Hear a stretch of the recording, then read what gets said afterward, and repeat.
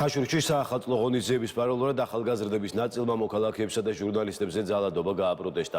არა ძალადობას დაინიშნოს ახალი არჩევნები, ამ მოთხოვნით ახალგაზრდებმა ფლაიერები დაურიგეს სკვერში შეკრებილ მოქალაქეებს. აქციის მონაწილეებს ჰქონდათ მცდელობა საახალწლო სცენიდან გაეჟღერებინათ საკუთარი მოთხოვნები, რისის საშუალებაც მათ არ მიეცათ. იყო სიტყვიერი დაპირისპირება აქციის მონაწილეებსა და მერიის წარმომადგენლებს შორის. საახალწლო ღონისძიებები ხაშურში დიმიტრი ყიფიანის სკვერში დილიდან მიმდინარეობს. ნაძვის ხის საზეიმო და ანთება ხაშურში დღეს იგეგმება.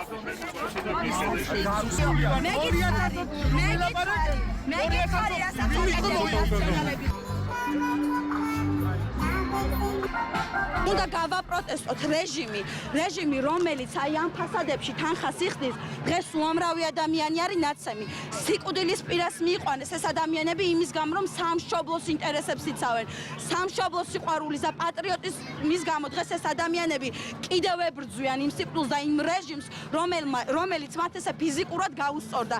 დღეს ეს ადამიანები, განსაკუთრებით ეს ბიჭი, რომელიც უგონოდ იყო დაგდებული სპეცრაზმელებმა ფეხით გადაუარეს და ფეხები ურტყეს. კიდევ გამოვალთ.